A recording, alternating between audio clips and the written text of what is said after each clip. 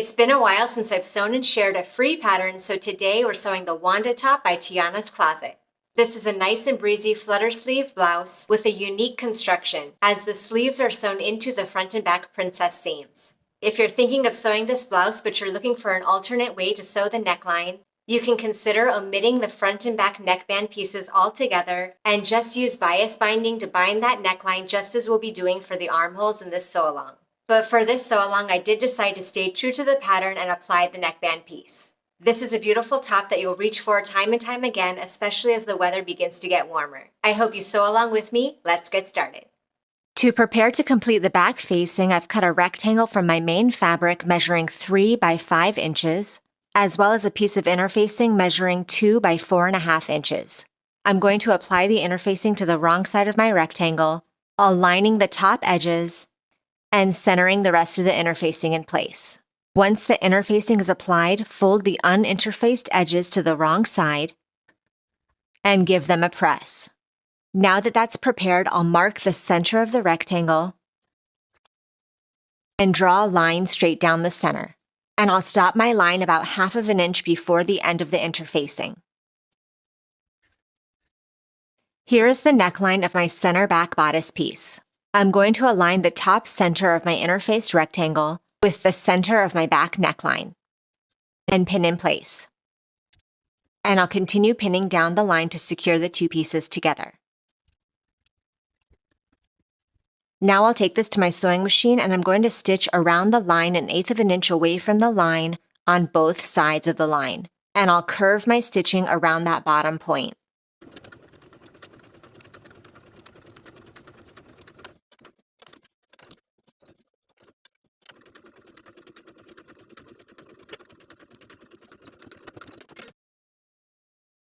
Now using sharp scissors, I'll slash down that center line until I get to my stitching line. Then around that curved bottom edge, I'll make a series of very small snips, again careful not to clip through the stitching line. Now we can understitch. We're going to fold this facing over its seam allowance and then sew the facing to the seam allowance from the top to the point, backstitching to secure, and then repeat on the other side, folding the opposite side over its seam allowance and stitching from the top to the point and backstitch.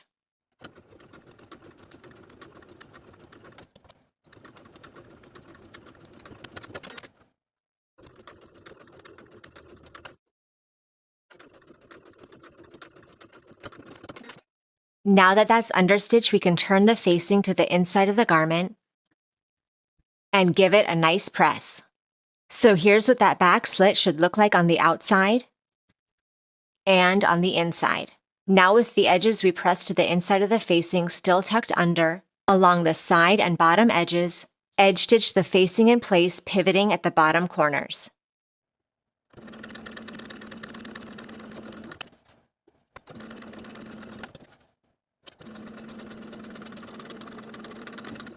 Place your center front and center back pieces right sides together and pin the shoulder seams.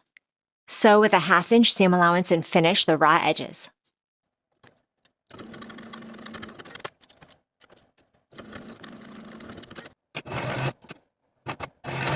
And press those seam allowances toward the back of the garment. Place one of your side front pieces onto your side back piece, right sides together, and pin the shoulder seam. Do this for both corresponding pairs. Sew both of your shoulder seams with a 1/2 inch seam allowance, finish the raw edges, and press the seam allowances toward the back piece.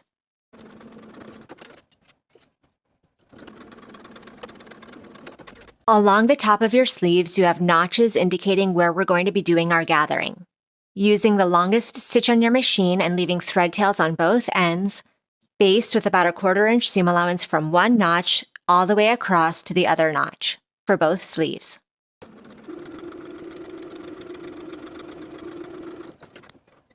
Now take your sleeve to the ironing board and press the bottom edge to the wrong side by 1/2 inch, all the way across. And to create a rolled hem here, take the raw edge and fold it to the crease and then roll that on the crease and press that in place.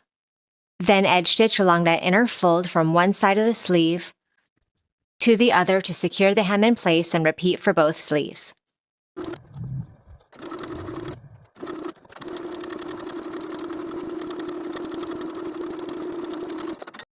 Lay your front and back piece opened out along the shoulder seams, right side facing you. Place your sleeve right sides together with its corresponding seam, and pin in place at the shoulder seam and the notches for the front and back piece. And then pull those basting stitches so that the sleeve fits in the area that we've pinned. Once it fits, distribute those gathers evenly and pin in place. And repeat on the other side of the shoulder seam. Then continue pinning the remainder of the sleeve in place. Then take it to your machine and we can baste the sleeve and its gathers in place and repeat for the other sleeve.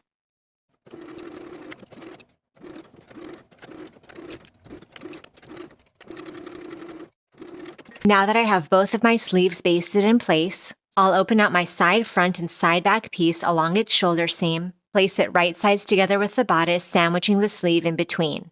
Pin in place at the shoulder seam, match the rest of your notches, and continue down the entire seam.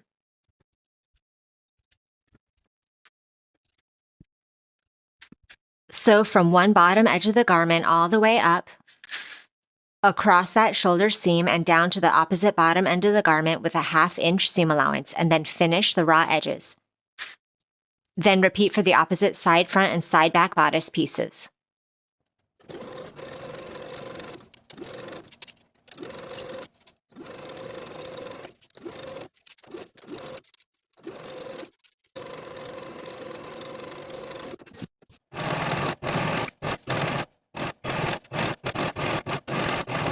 Then I'll press those finished seams toward the side seam. Now with the front and back bodice pieces right sides together, pin your side seams. Sew each side seam from the underarm to the hem with a 1/2 inch seam allowance and finish the raw edges. And then press those side seam allowances toward the back of the garment.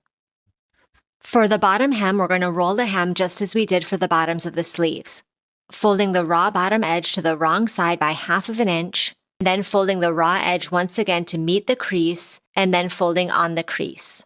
Then we'll edge stitch along that pressed inner fold all the way around the bottom of the garment.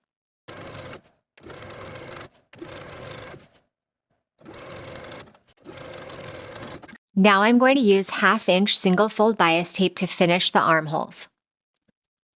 I'm going to open out one side of the bias tape and fold back the short end by about 1/2 inch.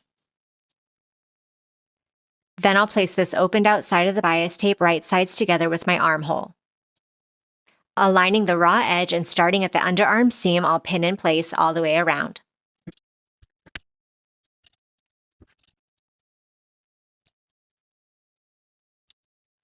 Once I'm back where I started, I'll allow the end of my bias tape to overlap the starting point by about 1/2 inch and trim off the excess. And then pin in place. Now I can sew the bias tape all around the armhole, just sewing in the creased fold line of the bias tape closest to the raw edge all the way around.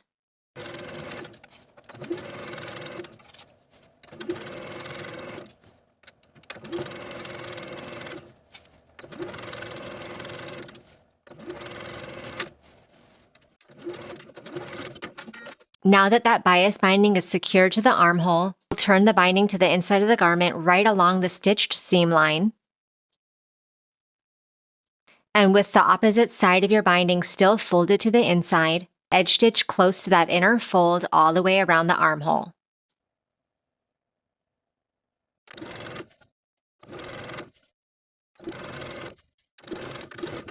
Apply interfacing to the wrong side of one set of front and back neckline facing pieces. Then place these pieces right sides together and pin the shoulders. Then repeat for your remaining facing pieces, placing them right sides together and pinning. Sew your shoulder seams with a 1/2 inch seam allowance and press the seams open. For the outer edges of my interfaced piece, I've gone ahead and pressed those raw edges to the wrong side by 1/4 of an inch. Now I'll place my 2 sets of facing pieces right sides together, and I'll pin the inner curve matching the shoulder seams.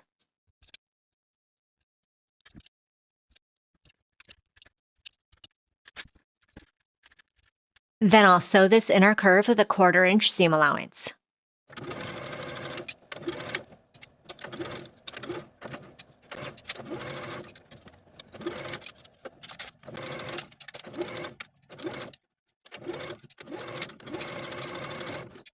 Then I'll trim that seam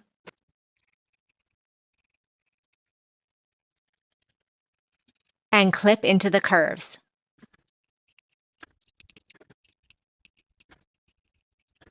Then I'll place the uninterfaced facing piece right sides together with the neckline, starting at my center front and pin in place. Then I'll match the shoulder seams and pin in place. And then continue pinning around the front and back neckline. As you're pinning, note that the back neckband will extend beyond the back slit by about 1 inch on both sides. And then sew that in place with a 1/4 inch seam allowance. Press that seam allowance up toward the neckband.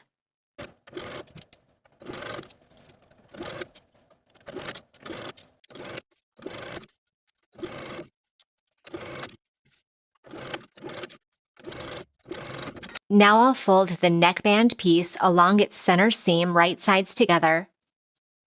For the portion that's extending beyond the center back slit, I'll trim it down to leave about 3/8 of an inch. Doing that on both sides. Then I'm going to take a thin piece of cording, you could also use ribbon or main fabric, and I'll cut a small amount, about 1.5 inches, which will become my button loop.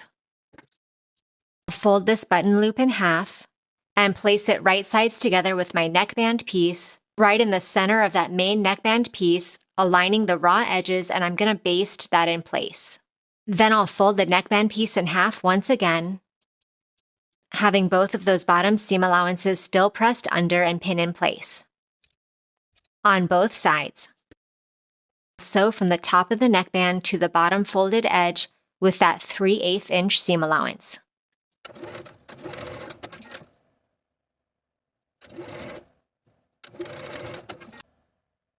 Then I'll trim those corners and turn the neckband piece right side out, poking out the corners. And give that top neckline seam a good press.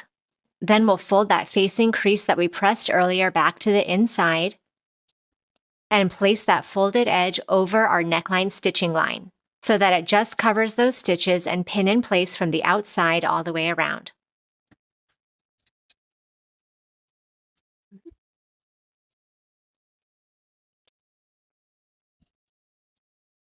Once we have that neckline pinned on the outside and we've caught the inner fold of the facing in our pinning, stitch in the ditch of that main seam line all the way around.